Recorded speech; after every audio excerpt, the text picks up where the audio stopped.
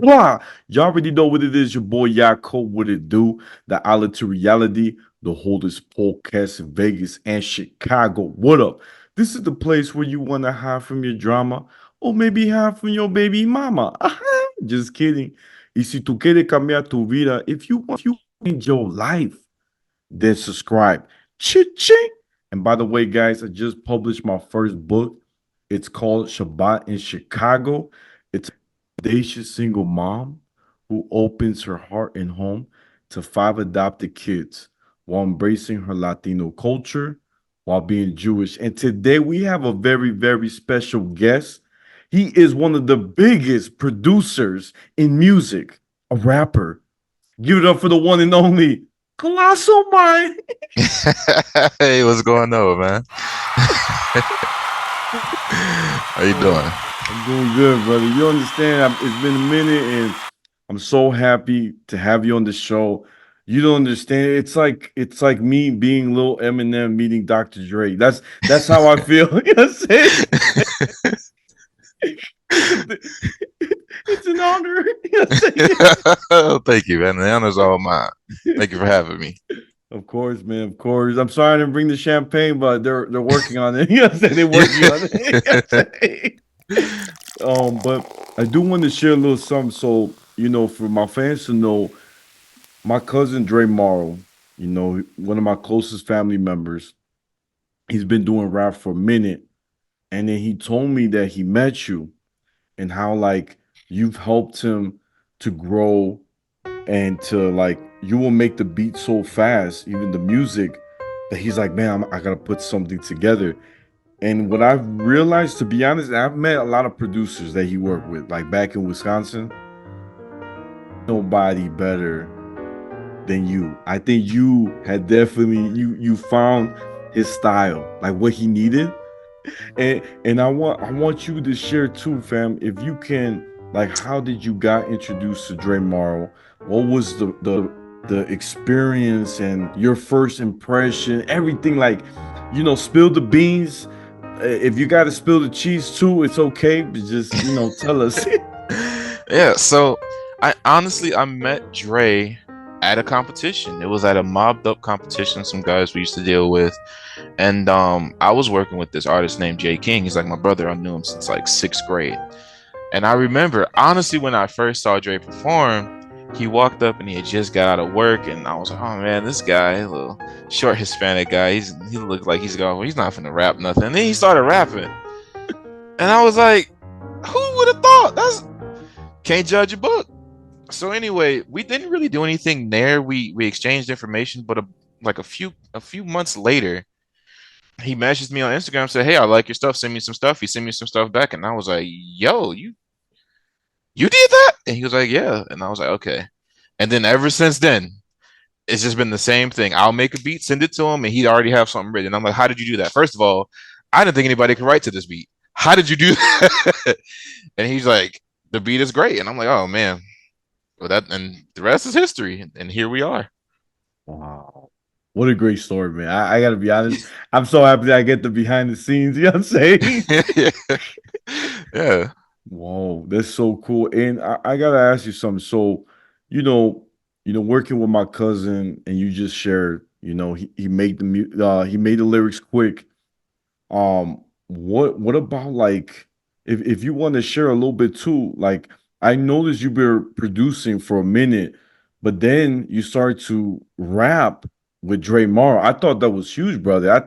I thought I said, man, my boy's moving up. He's doing different stuff. Like what made you take that leap of faith? Dre. He Dang. heard me writing for some other artists, and he was like, "You know what, man? It'll be cool. I heard you write. You'd be a good MC. It'd be cool if you could just hop on this track." And because I showed him a song that I had made with Jay King. It's not out yet, but I showed him a recording. He's like, "Yeah, you're pretty good." So, and I had just sent him the beat "Saving Grace," and that's exactly what the beat is named. And he'll tell you my beats never have any meaningful names, but for some reason, I named this one "Saving Grace." He wrote the song based around Saving Grace. If you haven't heard it, go listen to it. And then he was like, "It would be cool if you rap to it." And so I did. And ever since then, he every other song, he's like, you know what? I need a verse from this. Studio time is this time. Be prepared. Just be there. I know you got it.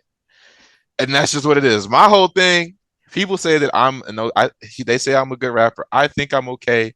My job is just to keep up with him. So that's all I try to do. He's one of the craziest lyricists I've ever heard. So I'm just like, as long as I don't get embarrassed, I think we'll be fine. Yeah. That's so dope. And I did see you perform with Dre Morrow, and I think who was there at the stage, or was it Crazy Bone or Izzy Bone that was there? Flesh and Bone. Flesh and Bone was Yeah. there. Yeah, yeah. I was close. I was close. It had a Yeah, bone in yeah, it. You yeah. know what I'm saying? Right. You know what I'm saying? You know what I'm saying? Right. So how did you feel like rapping on stage, right? And then meeting Flesh and Bone. Like what was the if you could share us or take us back to that time? It felt surreal, but it felt right. And honestly, I didn't feel anything while doing it. It just felt like, oh, I'm going to hang out with my guys and we're doing karaoke. Honestly, and that might sound disrespectful to other people that were there, but that's what it felt like. It didn't hit me until I got back home, and I was like, I went all the way to Texas and performed with Flesh and Bone from Bone Thugs and Harmony, and I was like, wait a minute, like, did I really just do that? So when I was doing it, it was just I was living it, so I wasn't thinking about what I'm feeling, but afterwards it hit me and it was pretty cool because I was thinking, man, I used to be just a kid just making beats on an iPad in high school, and now I'm down here with Flesh and Bone. I was just lost for words. Wow. That's so cool, man. And did you get a chance to like talk to him for a little bit? Flesh and Bone, like pull him to the side, like Yeah, anything, or take a picture at least. Ching. yeah. I got a picture with him. His manager actually came over, and I don't know if I can say this, but his manager came over and talked to us and said that he wanted us to remember him and to give him a call sometime because we got something. Oh, So wherever that means, that means. I haven't seen anything happen yet, but that's what he said. So you guys gotta give him a call, or he's supposed to call you guys. nah, Dre's got all this information, and I'm sure Dre, especially with America, they're on it. Whatever needs to be done, they're gonna get it done. So Wow, that's huge, man. I can't wait. I think it will be a dope thing to do because you have to understand Bone Thugs and Harmony, they're like iconic. They're legends. So to be even have them on a feature song, it's even big too because you know life goes on, right? But music doesn't die. mhm. So people will go back and say, hey, Colossal Mind. And you know what I'm saying? And Dre Mario, they were on the song, And I think it's just so cool, like looking at different opportunities, right? Gotta think big. And I think that's amazing, fam. And please tell us, like, if you could share too, how you got into making beats and like who was your influence, whether it was your parents, your somebody you grew up in the neighborhood, or like, I don't know, maybe um if there was a producer you were, seeing growing up that really like capture your mind, your imagination, your dreams, something had to influence you, man, Yeah, yeah. So pretty much, I started as an outlet. And I've always been around music and loved music. My dad used to be in the band. He's a really good bass player.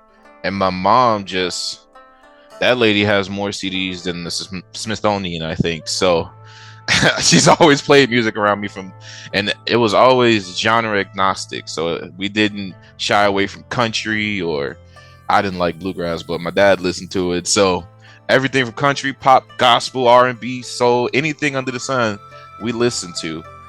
Um, so once I got to, like I said earlier about high school, I used to think, one, how do I express myself?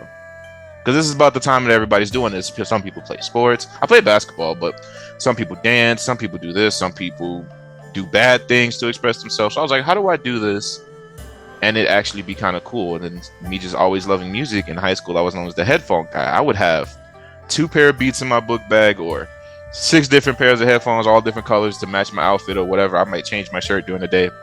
But I was like, you know what? Music is cool.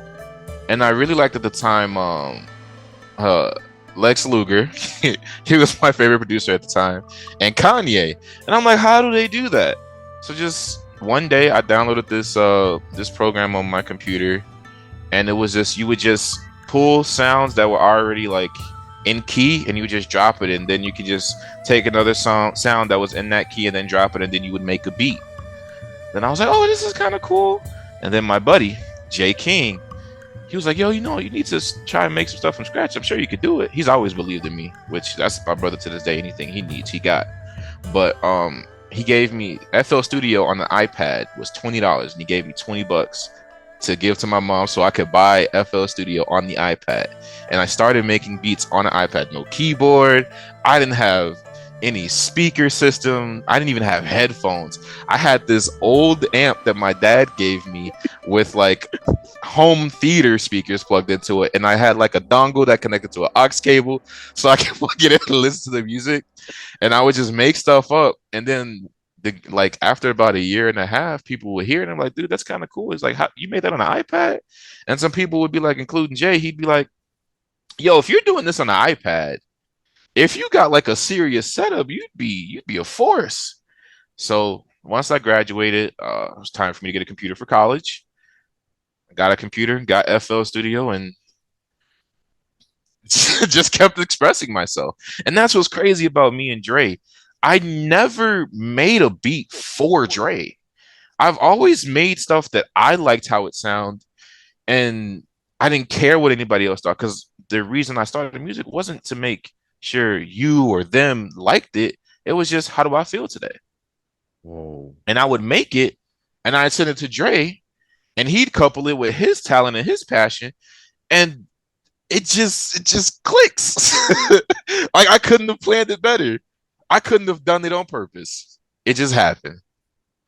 Wow. That's amazing, man. I love this story, man. How like you went from an iPad and no headphones, and Yeah. you moved up, and I'm so proud. You could tell there's a lot of growth and a lot of I call it evolution because you're evolving like Pokemon, you know what I'm Yeah, saying? definitely. You're definitely moving up, fam. I do want to ask you something. I'm gonna go a little sidetrack real quick. So I've talked to a lot of producers out here in Vegas. They wanna I have three songs. I wanna put it out there to you in the universe, but you're my guy. So I show a lot of producers, they love my lyric, my hook, and I don't have a beat, but it's the most dopest. I'm actually gonna demonstrate it to you so you Okay. can hear it live, so you can hear it. So the first song, oh, this is so exciting. I'm on the spotlight. You know what I'm saying? So this is my favorite song, and I put a lot of heart to it. And the name of the chorus, this is how the chorus goes. It goes back up and drape that back up. And that's like that's one of my songs, right? Mhm. And all these producers, they love it, but like no one has done any work. Like nothing's happening. That's the first one. That's the one I want to show you. The second one, you're gonna love this. It's fresh all the time. Fresh all the time. Woo! Fresh all the time. Fresh all the time. So that's the other song. Second, that's the second. And I like it because people could relate to that getting up, getting a haircut, and they feeling fresh all the time. Woo! Yeah. Fresh. And I feel like that's like a drill song, like Chief Keef, like kind of like that Hmm. style. And the third one, this is I have to put it out there because I'm telling you, I've been holding it because nobody's believing it. But I needed to share with you. And the last one, this is one of my favorites. It's like this. So I combine Crank That Soldier Boy and Lean With It, Rock With It, the old school songs, and I combined it together into my version. So it goes like this. Mix, shake, stir. We mix, shake, stir. Mix, shake, stir. We mix, shake, stir. First we bake the dough, then we mix, shake, and stir. I gather all the ingredients to make. I forget the last part, but that's how it starts. Mix, shake, stir. We mix, shake, stir, and it's so catchy, bro. On TikTok, I had a famous TikToker who does a lot of music. She loved the song, like she's already like over a million views. of followers, and she saw my thing, and she's like, "Yo, that is so catchy. Like, I could see this going viral." And I said, "Thank you." Another person believe in me, but I still got no beat. And so my thing is, brother, I put it out, to you, and now everybody gonna hear it. But the thing is, if there's no, I guess nothing has been formed, right? There's no song, Hmm. it's not out yet, right? Technically. So I don't know. I don't know if you can see that vision, but those are the and I can show you with like a fake beat that's already been, but that way it sounds clearer because I have a better mic too. Because I'm like, what I'm saying? Right, right, right, I'm a little deeper. You know what I'm saying? right, I'm saying? You know what I'm right, saying? right, right. But what do you think, man, from hearing the four different songs? I think they could go. I think they could go. I hear a lot of do you have any family member from the South? But you know who I grew up with? Bun B. So I can Bun, tell. you I can can tell. tell. Yeah, I can tell. It You has can tell. definitely a South side, like a South feel to it, like that South bounce. So we could definitely do something with that. Jay, I tell you, I have almost thousands of beats that one nobody's even heard yet. And if not, I can definitely try and make something that'll fit what you want. Please, brother. Yeah, we could do it. Please. That's no problem at all. I'm not Okay. short on beats. Oh, Jay literally have come over here a few times and stay for like 3 hours. And he was like, "All right, I got a notepad, and I'm just gonna write the beats that I want. Every beat that I play, he wrote down." So, so him and America both said, he's like, "You know what?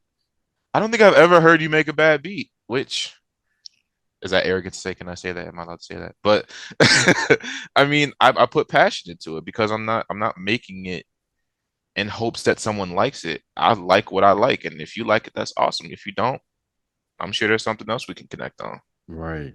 Right. It's true, man. I'm so happy that you really got to hear my piece, man. And you could tell the Dre Morrow and the blood, Yeah, we got talent. You know what I'm yeah. saying? I'm a guy that comes with the hook. Like I have that in me. It's just like weird. Like, so like I really could picture this, like, when the song, when you put it together, fam, the beat, I already know that once this goes out to the universe, here's the cool thing. I'm already thinking big, brother. Your boys from As Vegas. you should. Yeah. Right. We have to. We have to.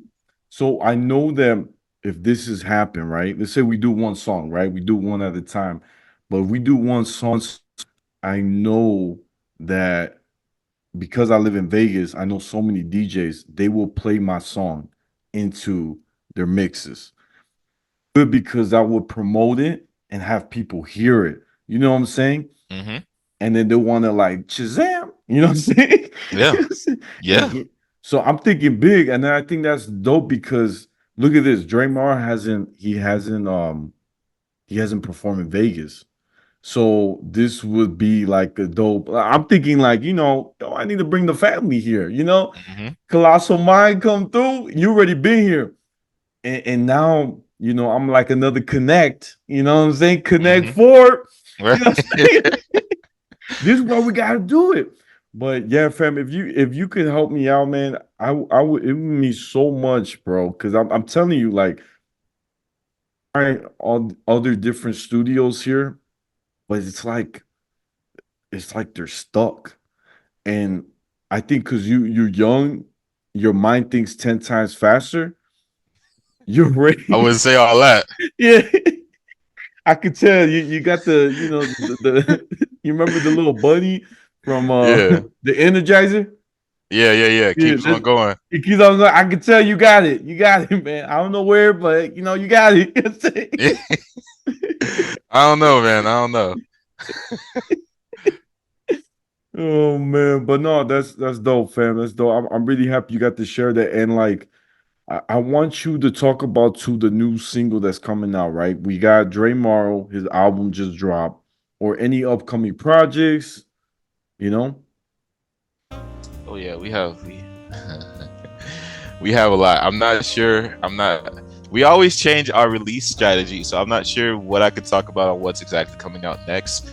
But it's insane every time I hear this guy in the studio. He blows my mind every time. I think, oh yeah, I got him pinned. I know exactly how he raps. I can do that too. And then he shows me, well, he's the rapper and I'm the producer. He puts me back in my place.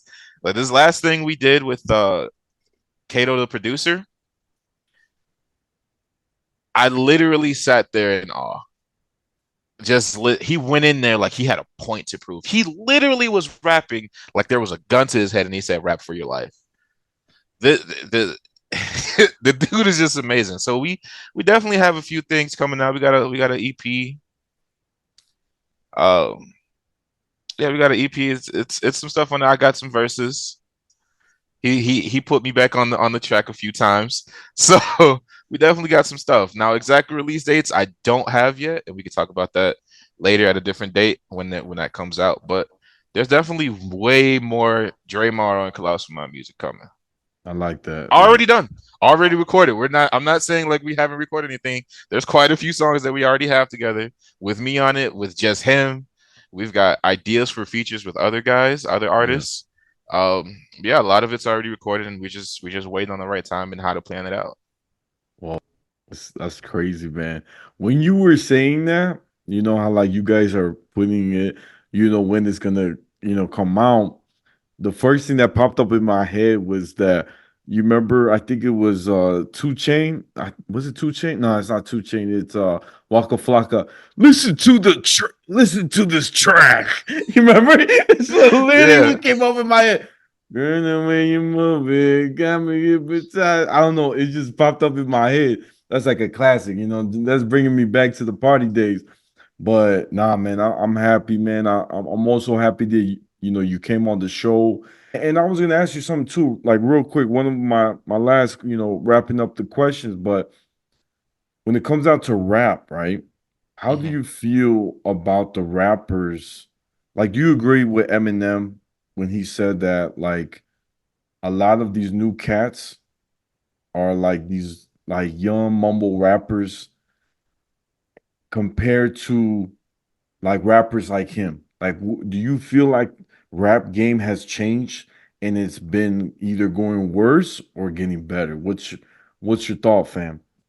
I don't think it's worse or better. I definitely think it's different. But you can say that about every generation upon across any topic. The older generation always thinks back in my day it was different, it was better. It's like okay, cool, but it's different now. So you can either adapt with it or not.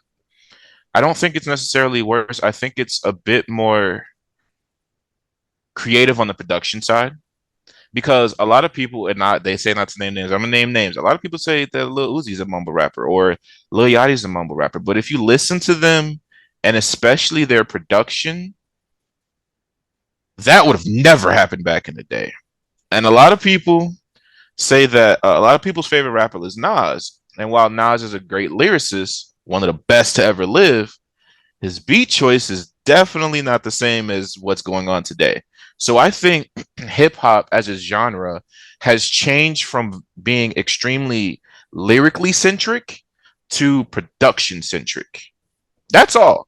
I just think the limelight shifted from the the the the enthusiasm and the lyricism of the rapper to how great of a producer is with this guy. Not to take anything away from the artist, but I think the light being shown on production today is much bigger than it used to be. I think Wow. it just changed. I don't think it's better or worse. I think it just changed. Interesting, interesting. The force is strong. The force is strong. I was gonna say, so here, this is my intake. I'm a little older, so I'm gonna give you some different, a little different perspective. Yeah. So, so like for me, I grew up with Tupac, Biggie Small. He passed away, and I didn't cry because my Right. anger. I that was like my era that I loved. One of my greatest rappers, right? That Heavy D, and when I was a teenager, it was all about Ludacris, T.I., Lil Wayne, Eminem. Those were like the main squad. Outkast, also too. But then when today genre, I mean today rap. Hmm. More respect for J. Cole. J. Cole, everything he raps, I could relate to somehow and I could connect to it and you could feel it. He has some serious songs, sad songs, and now let me take and Kendrick, I'll put him in that category, Kendrick. But if we have to take it to these rappers, right? I'm sorry. I'm gonna have to throw my he's not my boy, but I'm gonna have to put the Latino rapper Takashi 69. If you pay attention, like the way he raps, it's like he's trying to fuse rock and rap together, screaming.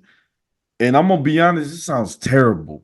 You know, I don't really, I can't really take it in. Yeah. It's just not, it's not fitting. Now, not to be bogus, but Lil Uzi and Lil Yachty, I have to throw Lil Nas too. I'm sorry, I gotta throw him too. Right, So not Nas, but Lil Nas. right, right. I just feel like they their words right and the way they rap. I'm gonna be honest, sounds real dumb. Like they'd be like, I'm in the Pikachu, who, who, da. Pepsi. You know what I'm saying? Right. Hey, you don't even gotta rap. Like back then, it was more about like you got bars, like real bars. It's like, you're going like, I don't know, like, but ain't God but a showtime pleasure. Got it from my God from within, like a lyrical treasure. Measure the pressure that I face and forever. I'm calling demons, calling my letter. Woo! Tell me that ain't insecure.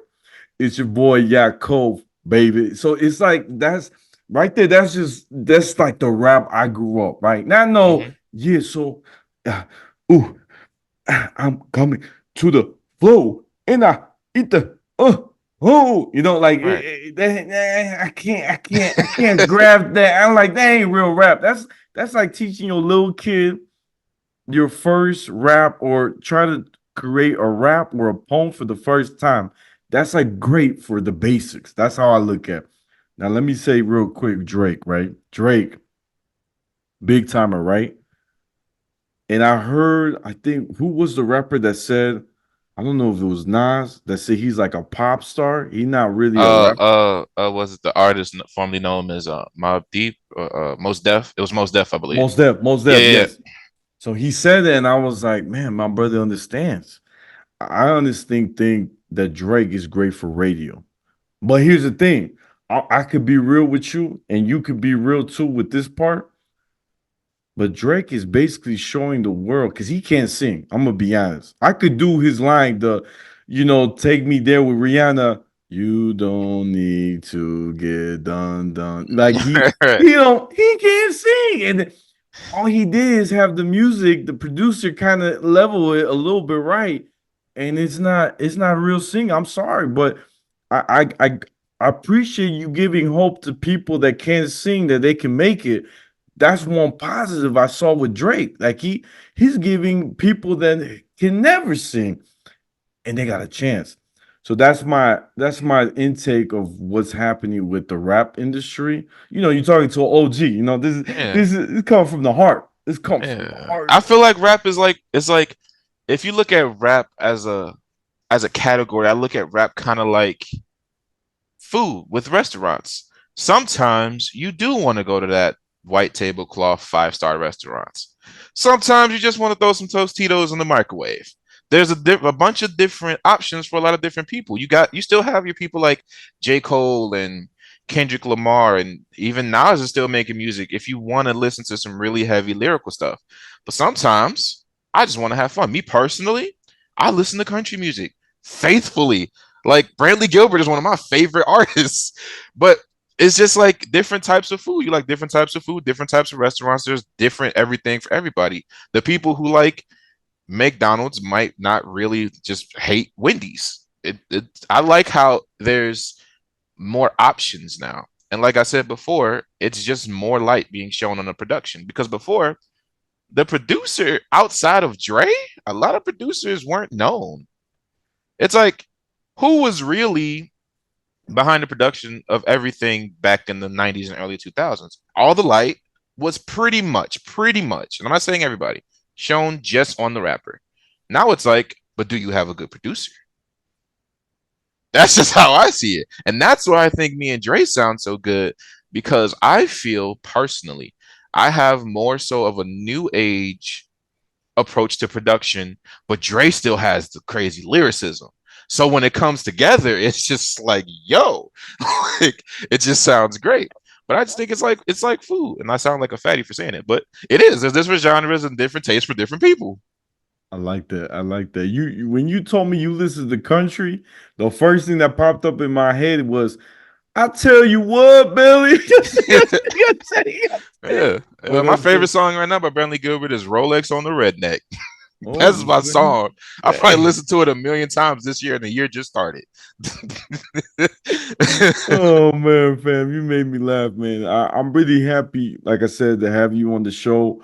Guys, this is the Outlet to Reality, the oldest podcast in Vegas and Chicago every Tuesday. Don't forget to like, share, comment, and subscribe. Ching. Y'all know where to find me. I'm on Instagram, YouTube, Spotify, the Outlet to Reality. My Snapchat's Take One Pass It. And my TikTok is at Yaakov28. And Colossal Mind, where can we find you, fam? Instagram at colossal.mind. That's COLOSSAL dots MIND. And you can get in touch with me there, whatever. I love it. I love it. Thank you, brother. Thank you.